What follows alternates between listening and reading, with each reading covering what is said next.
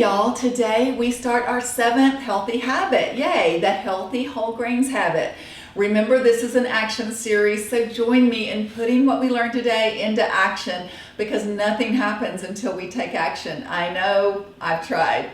Here's what we'll learn in this series. Today, we'll expose GMO grain and we'll discover how it may be disrupting your and my health.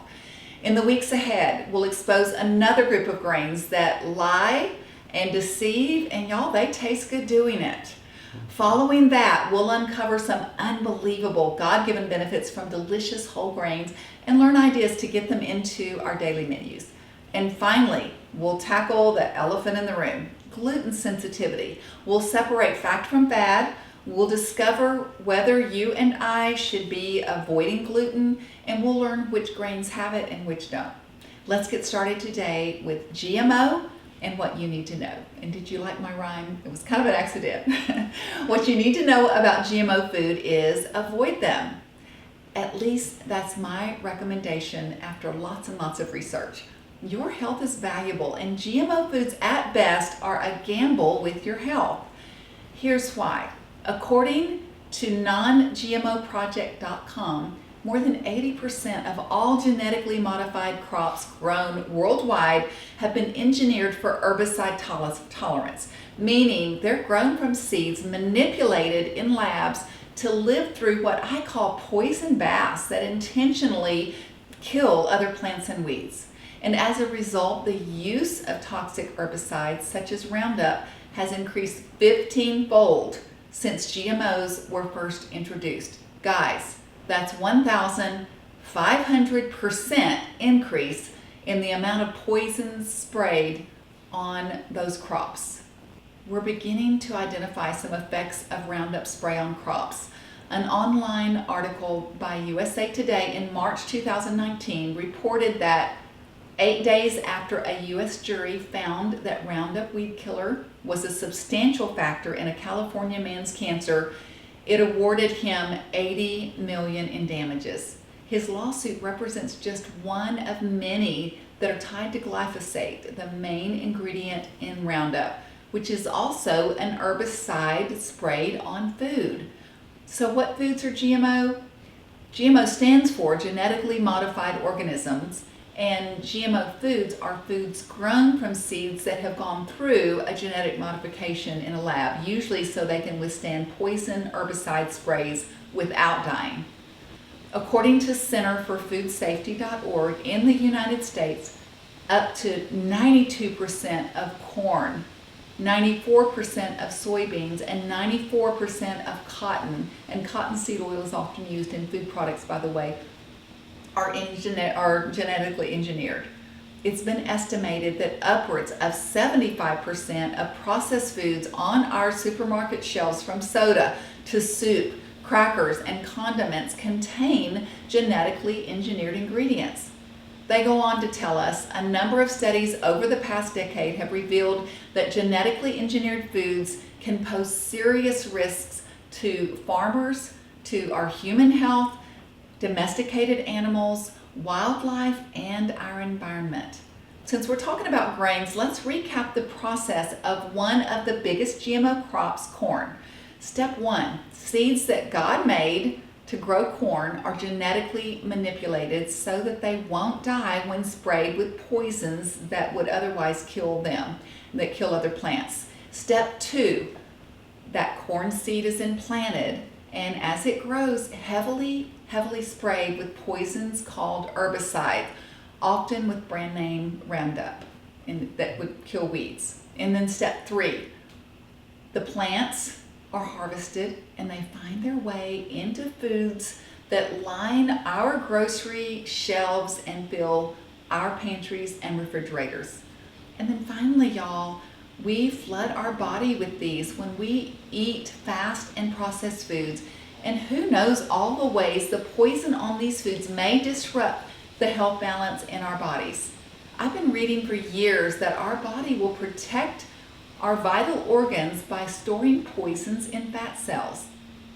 And I don't think any of us want to carry around poisons in our fat cells. I know I don't. According to an article at HuffingtonPost.com, The top 7 GMO crops are corn, soy, cottonseed, alfalfa, papaya, canola, and sugar beets. Thankfully, y'all, organic certification forbids the use of GMO, so we can be sure that 100% organic foods are never going to be GMO. So especially when eating foods from crops notorious for GMO, I think it's wise to choose organic. Now maybe you're starting to understand why I recommend avoiding GMO foods. As I study the delicate balance of our gut microbes, I've asked myself, is it possible that these weed and bug killing sprays on GMO foods are partly to blame for our diminished gut bacteria and the current allergy and autoimmune disease epidemic that's been tied to our gut?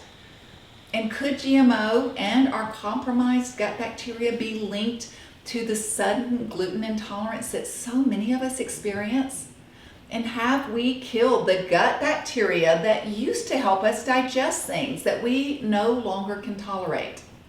GMO farming practice is relatively new, so we really don't have enough studies to show all the effects. But I believe changing God's design always has consequences. Guys, He is the brilliant one. So back to my personal practice regarding GMO foods, I avoid them as much as possible. Now, we may eat them unknowingly when eating out on occasion or with friends, but not bringing them home, like with other unhealthy foods, is a winning strategy all by itself. Just say no to GMO. And here's your and my challenge this week. Let's look in our pantry and fridge and toss anything that has GMO ingredients, or at least find a better option next time. And when you drive up to the window at your favorite fast food restaurant, remember the food is likely loaded with GMO ingredients, so be conscious of how often you find yourself ordering food over a microphone. And as a side note, I did discover something good regarding GMO. I discovered an article from several years ago that Chipotle Mexican Grill made a commitment to use no GMO food ingredients. Way to go, Chipotle. We'll be learning about the health benefits of good whole grains in a later segment. But guys, we don't have to wait. We can start now replacing some of the unhealthy things that we'll be putting in the trash with some good whole grains. And make sure when we find these that they're 100% whole and that they're non-GMO. Barley, brown rice, buckwheat, millet, oats, popcorn, quinoa, rye, teff, whole wheat pasta, and wild rice. And of course, avoid barley and wheat if you're gluten sensitive. You can search online at hellohealthyhabits.com for recipes that include some of these healthy ingredients. So here's our action step. Get rid of some of that bad stuff and start adding 100% whole grains daily.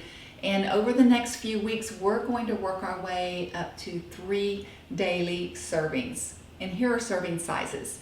1/2 cup of hot cereal like oatmeal or cooked grains, pasta or corn kernels.